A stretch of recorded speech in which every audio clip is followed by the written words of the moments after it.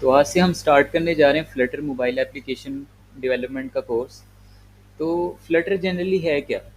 Flutter एक ऐसा environment है, आप कह सकते हैं ये एक जनरली एक फ्रेमवर्क है, जो किस पर काम करता है, डार्ट पर। डार्ट एक लैंग्वेज है जो फ्लटर के अंदर जिसको हम यूज़ करके मोबाइल एप्लीकेशंस बनाते हैं।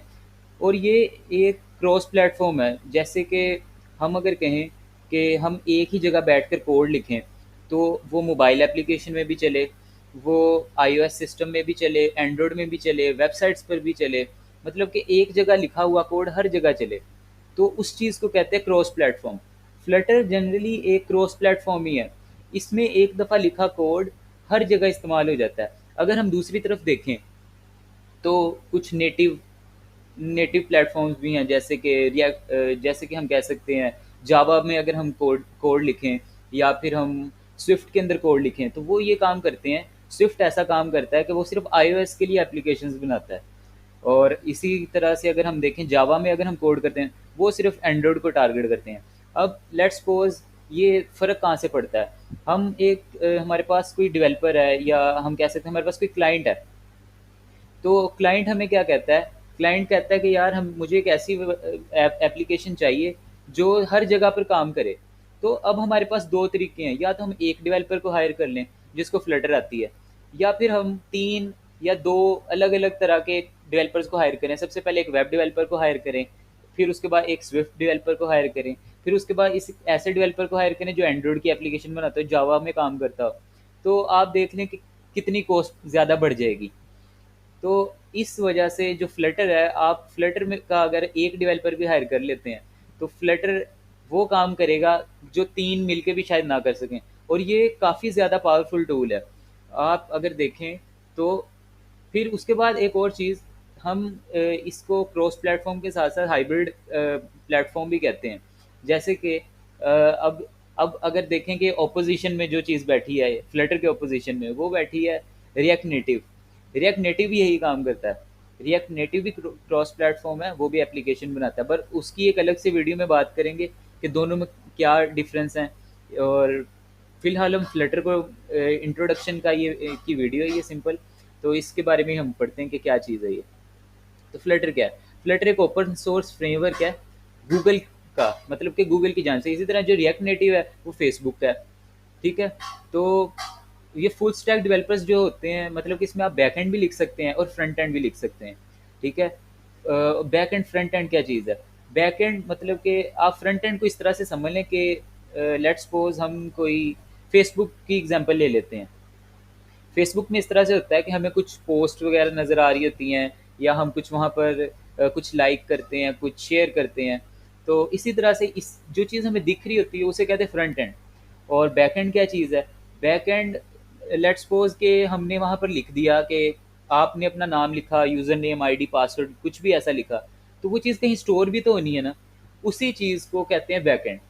ठीक है, इसके बारे में डिटेल से पढ़ेंगे, पर फिलहाल मेरा काम था इसके अंदर आपको एक मतलब कि गो थ्रू करना इन चीज़ों से ये होती क्या, क्योंकि हम आगे जाके इन टर्म्स को यूज़ करेंगे। तो जब इनको यूज़ करेंगे तो आपको थोड़ा बहुत भावना होनी चाहिए, पता होना चाहिए कि ये चीज़ें क्या हैं और किस तरह से काम करती हैं।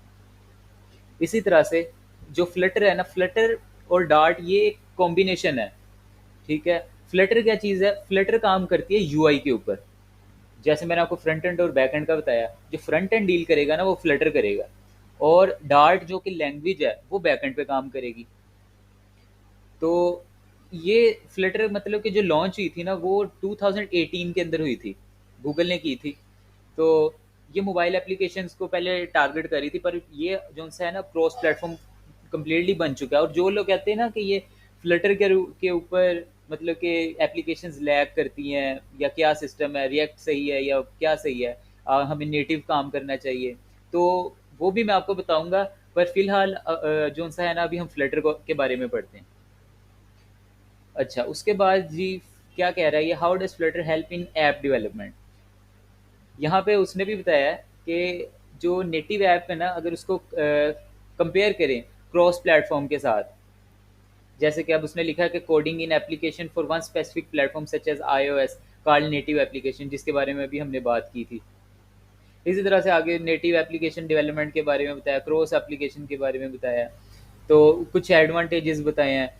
तो उसने एडवांटेजेस में भी वही बताया कि अगर हम ये बहुत ज़्यादा क्लोज होता है इसकी, अब ये एवोल्यूशन इसके अंदर इतनी ज़्यादा हुई, इतना ज़्यादा ये इवॉल्व हो गया है कि ये सच में नेटिव जो उनसे प्लेटफॉर्म है ना उनको ये कह सकते हैं कि टक्कर देता है। इसकी परफॉर्मेंस और इसकी एनिमेशंस अगर आप देखेंगे ना, वो हम आगे जाके उसके बारे में बात करेंगे कि वो सच में एक नेटिव लेवल को वो एक टारगेट करता है और उसको सच में टक्कर देता है बहुत ज़्यादा। फिर उसके बाद ये देखें क्या है, फास्ट है, कंसिस्टेंस है और कंसिस्टेंट है, और उसके बाद कस्टमाइजेबल भी है।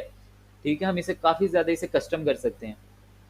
उसके बाद फिर इसके अंदर डेवलपर फ्रेंडली टूल्स हैं, जैसे कि अब इसके अंदर हॉट रीलोड का ऑप्शन होता है कि आप साथ साथ कोड लिख रहे होते हैं और साथ ही बिल्कुल वो एमुलेटर के ऊपर कोड भी रन हो रहा होता है। तो ये बिल्कुल इसके अंदर आप समझ सकते हैं कि डेवलपर को इसमें काफ़ी ज़्यादा बेनिफिट्स वो दे देता है उसके टूल्स के साथ। फिर उसके बाद एक और चीज़ इसके अंदर बड़ी काम की है, इसके जो लाइब्रेरीज है ना वो मतलब के साथ साथ, मतलब कि ऐसे नहीं है जैसे रिएक्ट के अंदर है कि कुछ टाइम उन पर काम होता है और फिर वो डेवलपर्स छोड़ देते हैं और वो लोकली कुछ डेवलपर्स बनाते हैं और फिर उसके ऊपर काम करना छोड़ दिया जाता है। ये मतलब कि आप कह सकते हैं कि प्रॉपर इस पे गूगल काम करता है, जिसकी वजह से डेवलपर्स को और ज़्यादा फायदा हो जाता है। ठीक है, उसके बाद ये कह रहा है कि what programming language does Flutter use. Flutter कौन सी यूज़ करता है लैंग्वेज? डार्ट करता है। ठीक है, Flutter uses open source programming language Dart which also developed by Google. ये भी डार्ट भी गूगल की तरफ से है। तो इसको Dart is optimized by building UIs. ठीक है, and many Dart strength are used in Flutter. मतलब कि ये दोनों चीज़ें, अगर आपको थोड़ा बहुत भी प्रोग्रामिंग की हाव है ना, आपको पता है कि लूप्स क्या होते हैं, फंक्शंस क्या होते हैं।